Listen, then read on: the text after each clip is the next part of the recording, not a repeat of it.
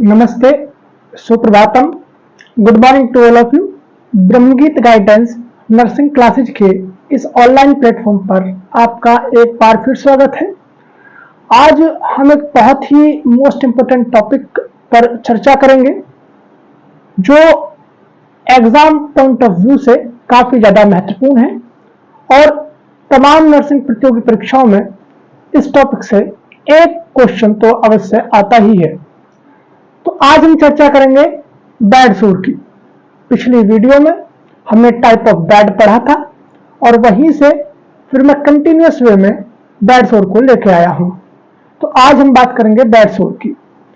देखिए, आपने अधिकतर देखा होगा हॉस्पिटल्स में जब कोई क्रोनिक डिसीज के दौरान कोई पेशेंट हॉस्पिटल में लंबे समय तक एडमिट रहता है और उसको बेड रेस्ट पर बोला जाता है, तो उस पेशेंट का लंबे समय से एक ही पोजीशन में पड़े रहने की वजह से उसकी स्किन पर, उसके टिश्यूओं पर एक प्रेशर पड़ता है, प्रेशर अप्लाई होता है, जिससे वहां की जो स्किन है वो डैमेज होने लगती है, उस पर एक घाव यानी अल्सर बनने लगता है और वही अल्सर बैड सोर के नाम से जाना जाता है और इसी को हम बिस्तरिया घाव भी कहते हैं।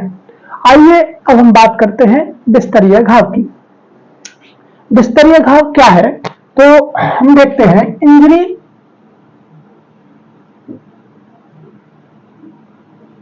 To the skin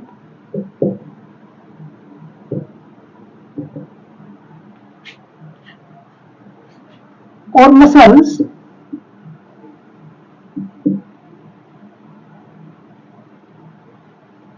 as a result of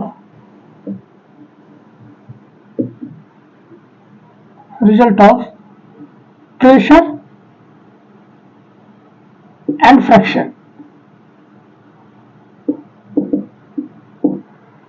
यानी प्रेशर और फ्रिक्शन की वजह से होने वाले स्किन डैमेज को हम क्या कहते हैं?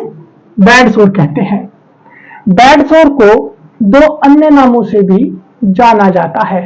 पहला, इसको हम प्रेशर सोर भी कहते हैं और इसी को हम बैक्यूबाइटिस अल्सर भी कहते हैं।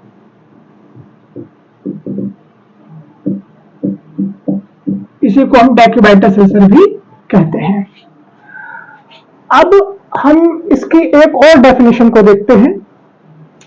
देखिए, उसके अनुसार क्या है? टिश्यू कंप्रेशन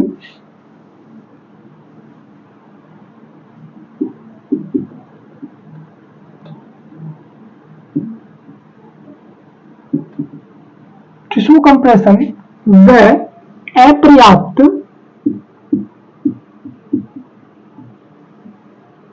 परफ्यूजन की वजह से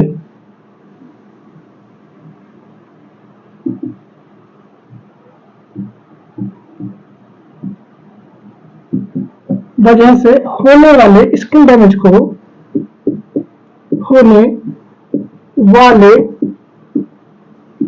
स्किन डैमेज को बैक्यूबाइटिस अल्सर या प्रेशर सोर कहते हैं।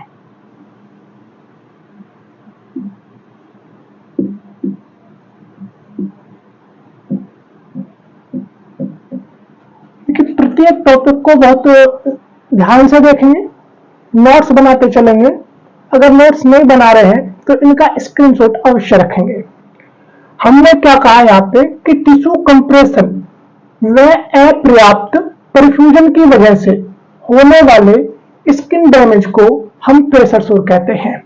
यहाँ पर दो वर्ड बहुत मोस्ट इंपोर्टेंट है। टिश्यू कंप्रेशन का मतलब है टिश्यू पर पड़ने वाला दबाव, टिश्यू पर पड़ने वाला प्रेशर, और उसकी वजह से क्या होता है?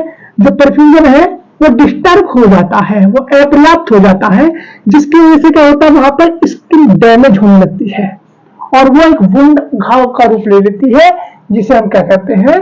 बैड सोर या प्रेशर सोर या बैक्यूबाइटिस अल्सर कहते हैं। आइए अब हम समझते हैं इसके मैकेनिज्म को। देखिए, मैकेनिज्म, अगर मैं बात करूं मैकेनिज्म की,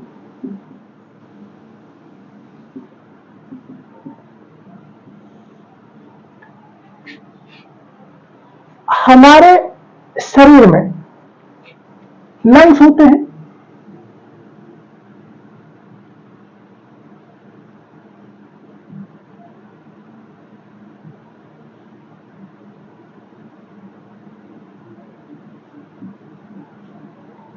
लंग्स, और इनका जो मेन फंक्शन होता है वो क्या होता है? एक्सचेंज ऑफ गैसेस, यानी ब्रीथिंग,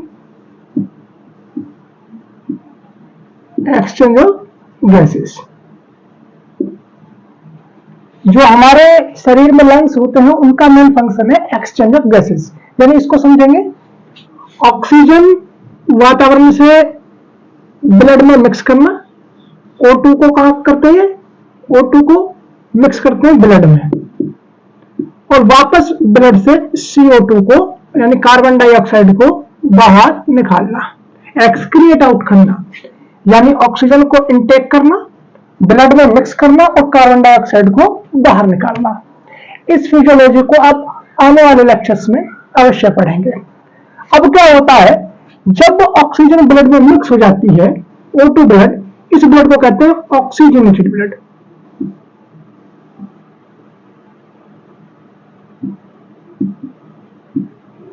अब ये ऑक्सीजनेटेड ब्लड किसके द्वारा? आर्टरी के द्वारा,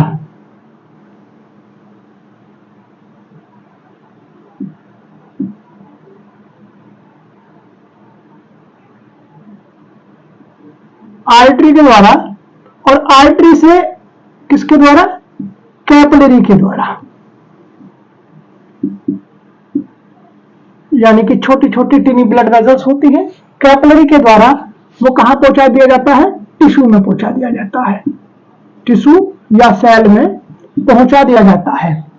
अब ये टिश्यू और सेल में पहुंचाने के बाद इस फिनोमेना को समझना, ऑक्सीजन यूज कर ली जाती है और वापस CO2 कार्बन डाइऑक्साइड रिलीज कर दी जाती है, यानी एक्सक्रिएट की जाती है, और एक्सक्रिएट कहां करते हैं? वापस जो टिश्यू है वो कैपिलरी के माध्यम से कहां मिक्स कर देते हैं? ब्लड में मिक्स कर देते हैं, और ये वापस लंग्स में जाकर के क्या होती है? कार्बन डाइऑक्साइड बाहर हो जाती है और ऑक्सीजन अंदर आती है। अब इस चीज को समझे, क्योंकि यहां बहुत महत्वपूर्ण क्रूशियल वर्ड आने वाला है, exchange of gases, exchange of blood and gases through capillary to tissue, यानी कैपिलरी से टिश्यू में ब्लड का आना, ये जो एक्सचेंज है, ये जो फिजियोलॉजी है, ये कहलाती है परफ्यूजन, PERFUSSION, परफ्यूजन। लेकिन टिश्यू कंप्रेशन की वजह से, टिश्यू पर पड़ने वाले दबाव की वजह से क्या होता है बेटा? ये जो ब्लड वेजल्स है ये रफ हो जाती है, रब यानी दब जाती है, और दबने की वजह से यही परफ्यूजन क्या हो जाता है? डिस्टर्ब हो जाता है। डिस्टर्ब हो जाता है, और डिस्टर्ब हो जाने की वजह से क्या होता है? वहां पर जो टिश्यू है और स्किन है वो डेथ होने लगती है, जिसकी वजह से जैसे फ्रैक्शन पड़ जाने की वजह से, मॉइस्चर की वजह से वहां पर एक वुंड अल्सर क्रिएट होने लगता है। इसी को हम क्या कहते हैं? प्रेशर सोर कहते हैं। आई होप ये आपको फिजियोलॉजी इसकी समझ में आ गई होगी। अब हम बात करते हैं इसके कोज की, यानी कारण की।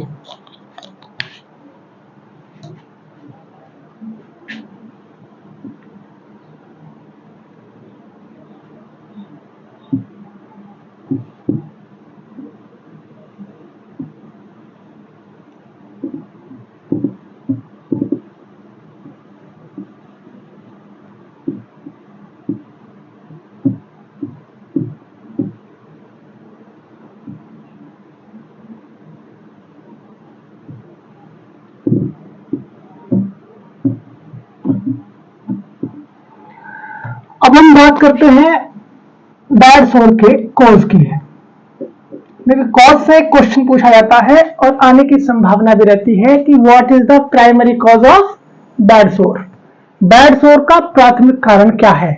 और ये ALM की प्रतियोगी परीक्षाओं के लिए तो बहुत ज्यादा महत्वपूर्ण क्वेश्चन होता है। देखिए, इसकी कॉज की बात करें तो पहला है प्रेशर।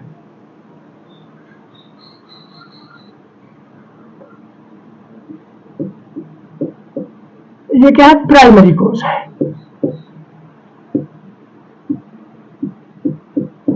यानी इसका प्राथमिक कारण तो होता है प्रेशर। दूसरा आता है फ्रिक्शन,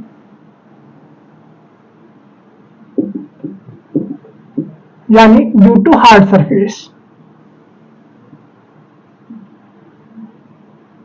हार्ड सरफेस की वजह से फ्रिक्शन होना, घर्षण होना, मतलब कि अगर मान लीजिए कोई पेशेंट है, वो अनकॉन्शियस पेशेंट है, इमोबिलाइज पेशेंट है, हम उसके क्लोथ चेंज, कपड़े चेंज कर रहे हैं, बेड शीट चेंज कर रहे हैं, या उसका हम बेड चेंज कर रहे हैं, तो उस दौरान क्या होता है, एक बेड से दूसरे बेड में शिफ्ट करते वक्त फ्रिक्शन, घर्षण लग जाता है, या वहां पे कोई वुड क्रिएट हो जाता है, तो उसको हम बेड सोर कहते हैं। यानी फ्रिक्शन भी इसका एक कारण है। नेक्स्ट है मॉइस्चर,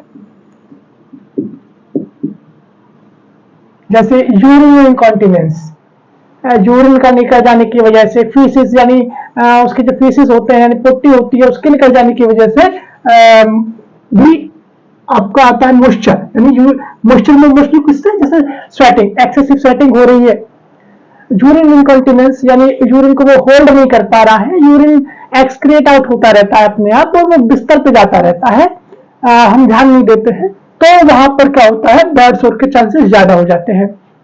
फिर आता है मोबिलिटी डिफेक्ट।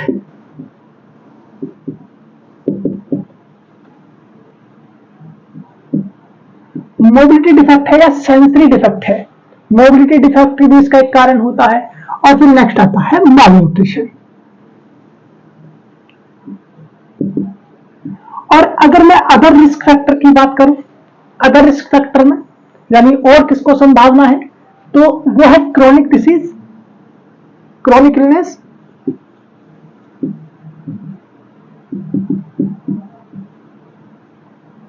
क्रोनिक इलनेस का मतलब यहां से बेटा, जब कोई व्यक्ति लंबे समय तक के लिए हॉस्पिटल में एडमिट रहता है और बेड रेस्ट पर रहता है, तो उस अवस्था में उस पेशेंट को बेड सोर होने की संभावना ज्यादा रहती है। फिर बात करते हैं ओबेसिटी, यानी मोटापा, मोटापा इसका एक कारण है, यानी मोटे व्यक्तियों में इसकी संभावना ज्यादा रहती है। तो ये थे इसके कारण। अब बात करते हैं इसकी कॉमन साइट की।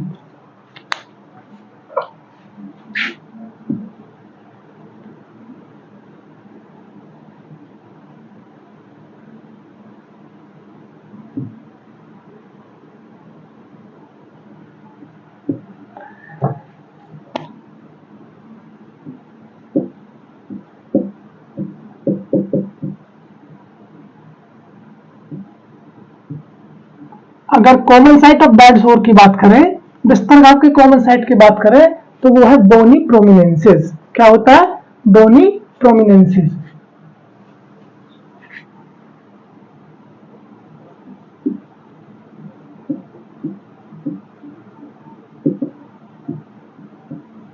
बोनी प्रोमिनेंसेस, बेटा बोनी प्रोमिनेंसेस क्या होता है, हड्डियों के उभार वाली जगह, है ना।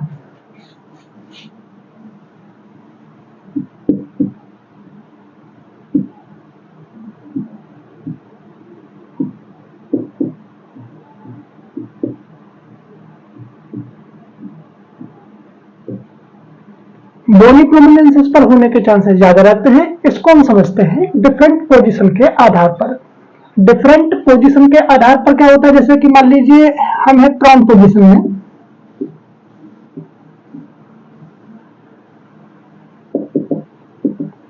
प्रोन पोजीशन में कहां कहां होंगे, प्रोन पोजीशन में जाएगा फ्रंटल रीजन पर,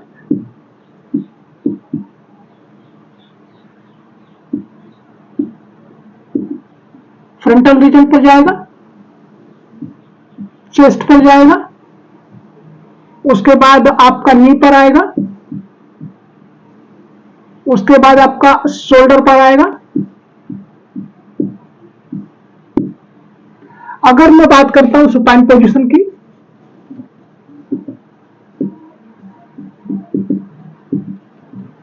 देखिए सुपाइन पोजीशन में ये यहां से भी क्वेश्चन उठा लेता है।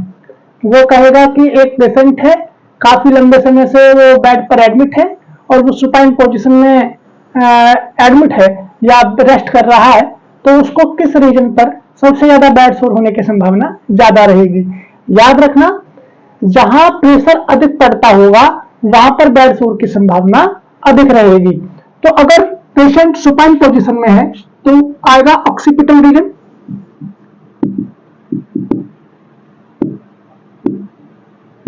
ऑक्सीपिटल रीजन यानी बैक साइड में जाएगा।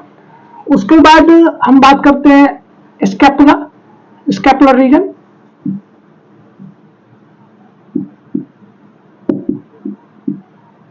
फिर उसके बाद अगर हम बात करें तो वो जाएगा आपका कोक्सीजियल रीजन,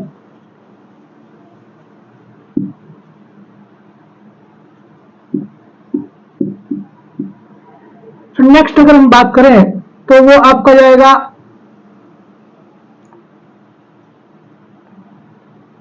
थाई रीजन, नी, एंकल या हील। तो ये सुपाइन पोजीशन में है। अगर हम बात करें side line position,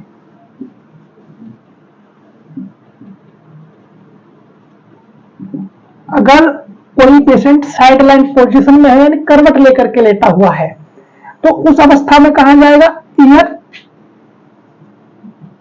temporal region,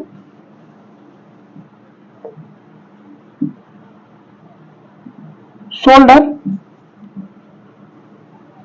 shoulder में कहा एक्रोमियन प्रोसेस के पास, यानी उठा हुआ हिस्सा होता है, इसको बोलते हैं एक्रोमियन प्रोसेस।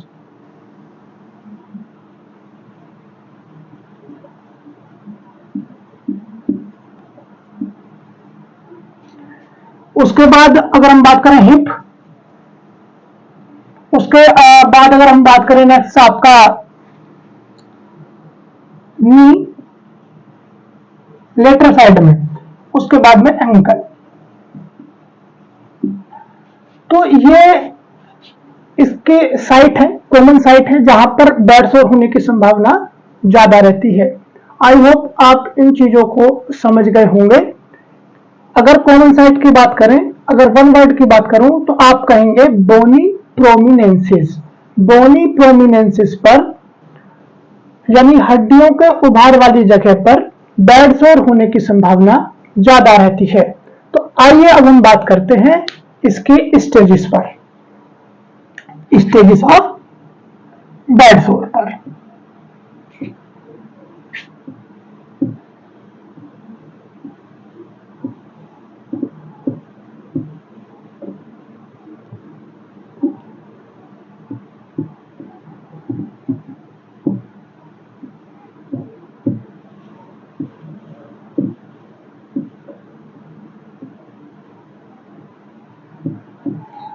अगर आपने बर्न को पढ़ा है, देखिए मोस्टली जो जीएनएम या बीएससी नर्सिंग के जो छात्र हैं, जो नर्सिंग प्रतियोगी परीक्षाओं की तैयारी कर रहे हैं, उन्होंने बर्न को तो पढ़ा होगा।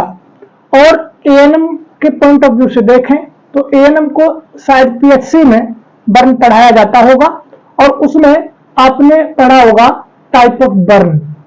तो बर्न अगर आपने पढ़ा है तो इसके स्टेजेस भी उसी के आधार पर दिए गए हैं। तो हम बात करते हैं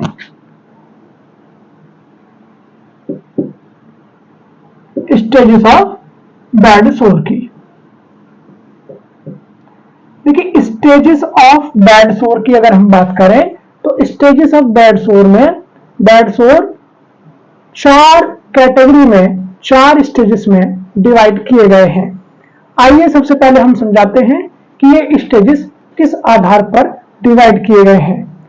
देखिए बेड सोर के स्टेजेस को हमारी बॉडी थिकनेस के आधार पर डिवाइड किया गया है। आइए हम पहले बॉडी थिकनेस को समझते हैं। सबसे पहले जो हमारी स्किन होती है वो 3 लेयर की बनी होती है, यानी पहली लेयर किसको हम कहते हैं एपिडर्मिस, दूसरी लेयर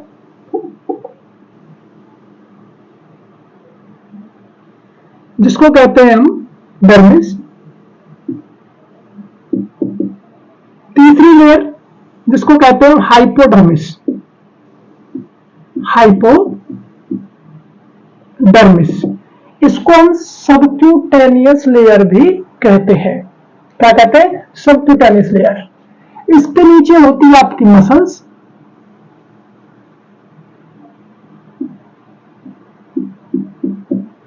फिर इसके नीचे आती है आपकी बोन।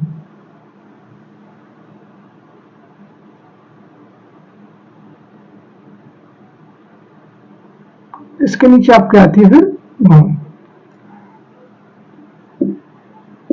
तो इसको बोला जाता है बॉडी थिकनेस। तो इसी के आधार पर बेड सोर को 4 कैटेगरी में डिवाइड करा गया है। पहली स्टेज फर्स्ट,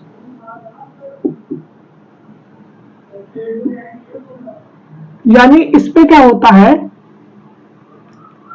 सुपरफिशियल थिकनेस यानी एपिडर्मिस इफेक्ट होती है। इस पर रेसिस आ जाते हैं, रेडनेस आ सकती है, ठीक है, स्वेलिंग आ सकती है। तो ये स्टेज बेड सोर की स्टेज फर्स्ट कहलाती है। अब आती है जब ये एपिडर्मिस के साथ साथ डर्मिस को भी इफेक्ट में ले लेता है, तो अब ये कहलाती है स्टेज सेकंड।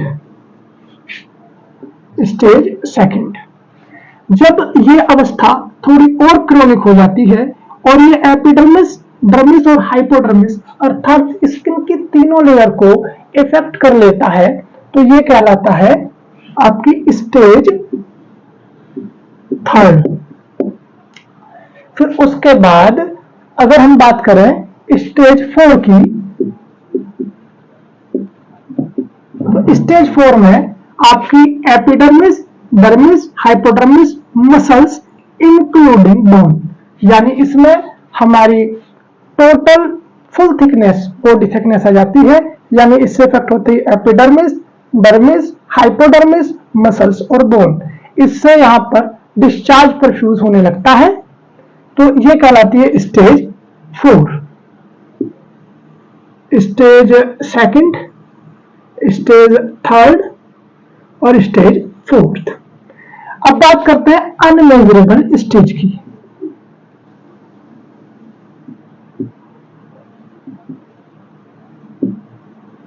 देखिए, जब हमारी फुल थिकनेस के साथ साथ टिश्यू नेक्रोसिस होने लगते हैं, क्या होने लगता है? टिश्यू नेक्रोसिस, अर्थात टिश्यू डेथ होने लगते हैं, वहां से डिस्चार्ज परफ्यूज होने लगता है, यानी कि उसका जो कलर है येलोइश व्हाइट पेल नजर आने लगता है, तो वह अवस्था कहलाती है आपकी अनमेजरेबल स्टेज। तो आपको बेड सोर की स्टेज के बारे में भी समझ आ गया होगा, तो इनके नोट्स बनाते चलें या स्क्रीनशॉट आप ले सकते हैं। अब हम बात करते हैं नेक्स्ट आपके मैनेजमेंट ऑफ बेड सोर की।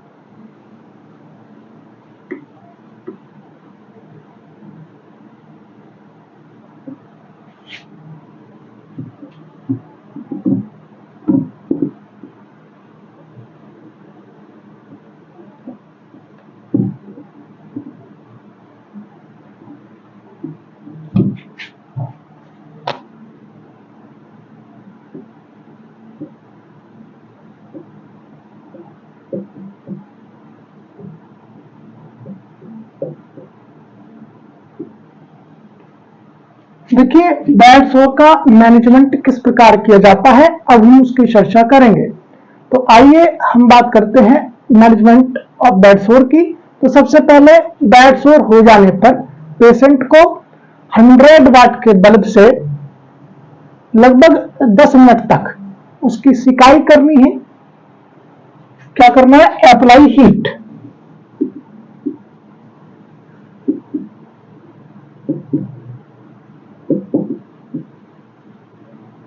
थ्रू 100 वाट बल्ब,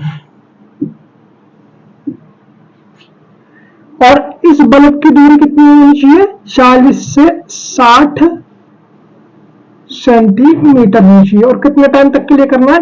10 मिनट तक के लिए आपको सिकाई करनी है। यानी उस पर हीट अप्लाई करनी है 10 मिनट तक कम से कम 100 वाट के बल्ब से, और उसकी जो पेशेंट यानी वुंड और बल्ब की जो दूरी है वो 40 से 60 सेंटीमीटर होनी चाहिए। अब हम बात करते हैं next, apply few drop of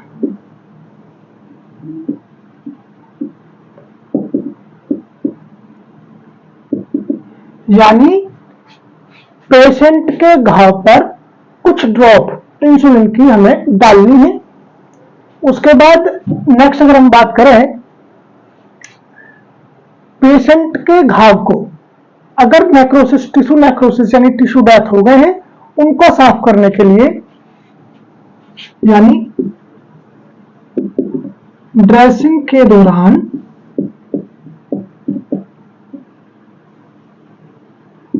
wound यानी घाव को क्लीन यानी साफ करने के लिए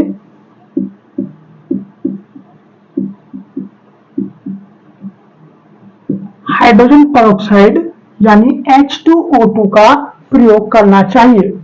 अब हम बात करते हैं नेक्स्ट, पेशेंट को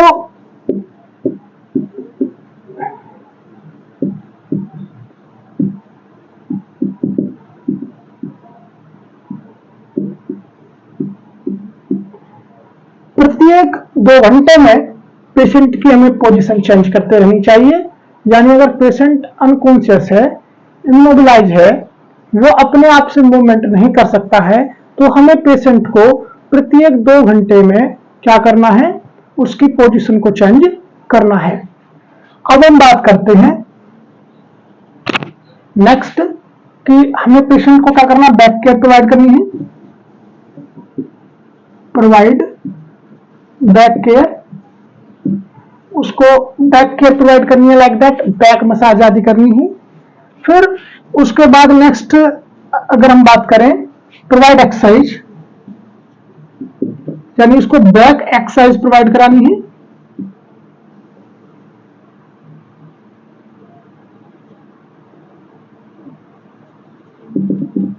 बैक एक्सरसाइज प्रोवाइड करानी है। और फिर नेक्स्ट हम उसको कंफर्ट मेजर कराने के लिए क्या करते हैं, एयर और वाटर मैट्रेस का प्रयोग करते हैं।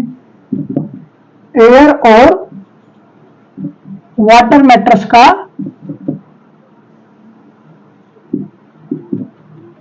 प्रयोग करना चाहिए। अच्छा, ये आपने टाइप ऑफ बेड भी पढ़ा था, जिस बेड पर हम वाटर मैट्रेस का प्रयोग करते हैं उसको हम हाइड्रोस्टेटिक बेड कहते हैं, और जिस पर हम एयर मैट्रेस का, एयर कुशन का प्रयोग करते हैं उसको हम एयर बेड कहते हैं। आपको याद रहेगा अगर क्वेश्चन में आता है। तो ये था मैनेजमेंट ऑफ बेड सोर। तो अब हम बात करते हैं इसके प्रेडिक्शन स्कोर की यानी स्केल की, कि हमारे जो बेड सोर को किस तरीके से मेजर किया जाता है।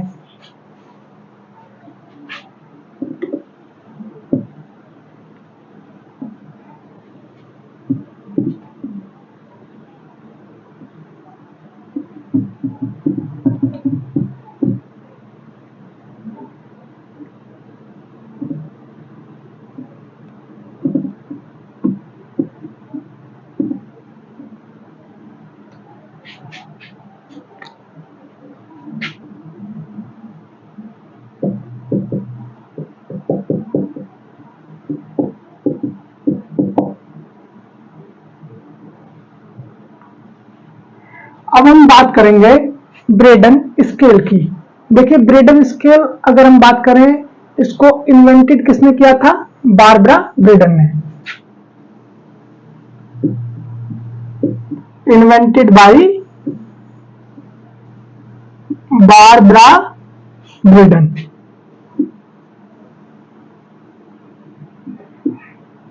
इन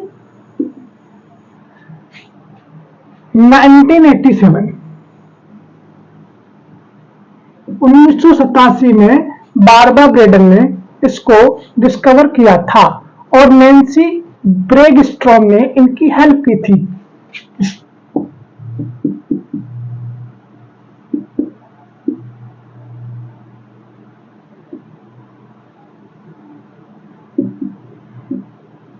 यानी नैन्सी ब्रैगस्ट्रॉम ने इनकी हेल्प की थी।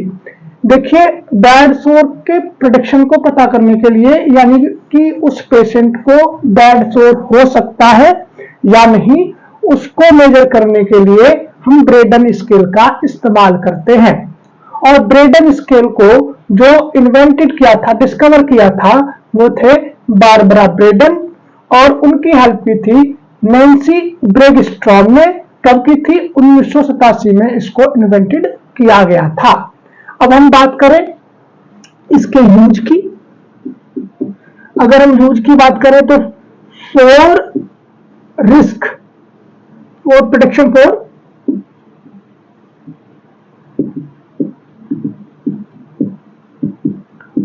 रिस्क फॉर बैड सोर। बैड सोर के रिस्क को पता करने के लिए हम इसका इस्तेमाल करते हैं। और अगर हम बात करें इसके कंपोनेंट की,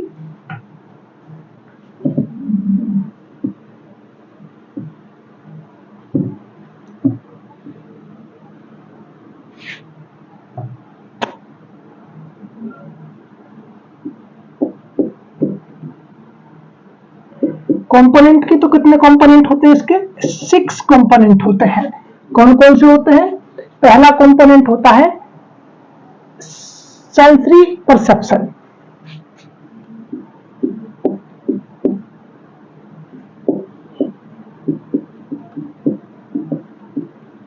सेंसरी परसेप्शन। दूसरा होता है एक्टिविटी।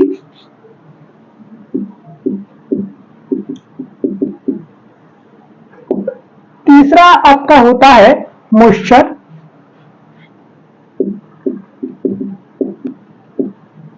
चौथा आपका होता है मोबिलिटी।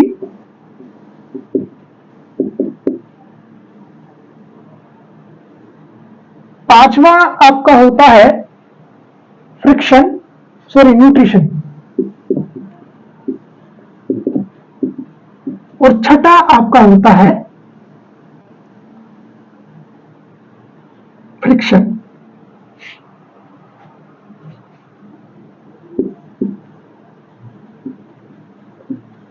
ये 6 कंपोनेंट होते हैं जिसको हम मेजर करते हैं, और इनको हम स्कोर देते हैं। जैसे सेंसरी परसेप्शन को देंगे 1, 2, 3, 4। एक्टिविटी को देंगे 1, 2, 3, 1, 2, 3, 4। उसी प्रकार हम मॉइस्चर को देंगे 1, 2, 3, 4। 1, 2, 3, 4। मोबिलिटी को भी कितना देंगे हम? मोबिलिटी को भी हम देते हैं 1, 2, 3, 4।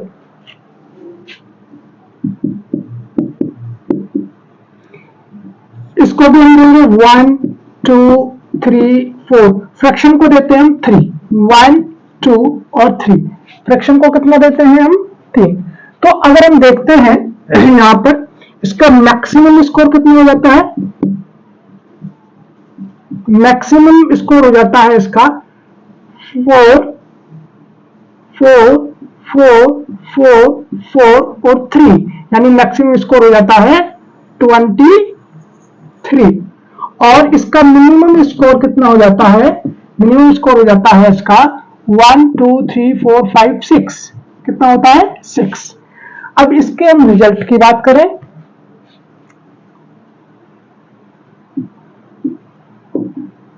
अगर रिजल्ट की बात करें, देखिए, अगर आपका स्कोर आता है 19 से ज्यादा, यानी मोर 19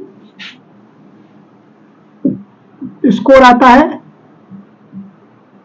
मोर देन 19 यानी 19 से ज्यादा आता है तो नो रिस्क, कोई आपको रिस्क की संभावना नहीं है। अगर ये आता है आपका माइल्ड में, मॉडरेट,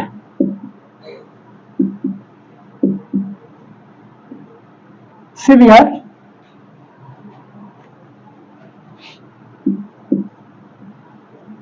और वेरी सिवियर।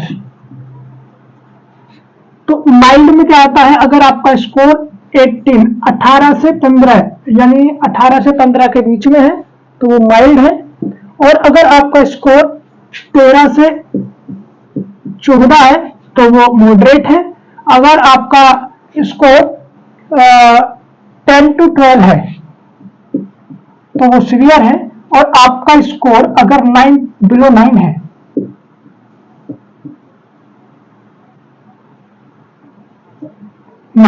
अगर 9 से कम है तो वेरी सीवियर में आएगा। तो ये था आज का टॉपिक बैड सोर। तो एक बार मैं इसको फिर दोहरा देता हूं।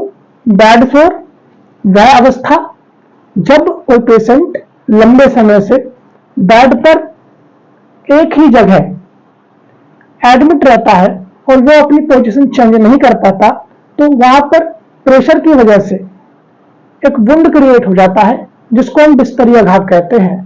यानी कि हमारी प्रेशर और फ्रिक्शन की वजह से हमारे स्किन पर होने वाली इंजरी बैड सोर कहलाती है।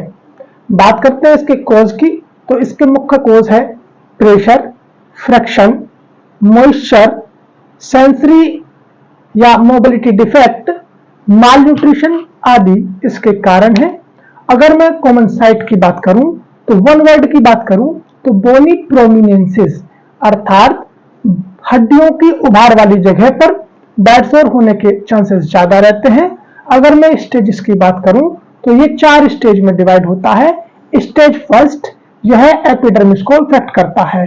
स्टेज सेकंड, यह एपिडर्मिस और डर्मिस को इफेक्ट करता है। स्टेज थर्ड, यह एपिडर्मिस, डर्मिस और हाइपोडर्मिस को इफेक्ट करता है।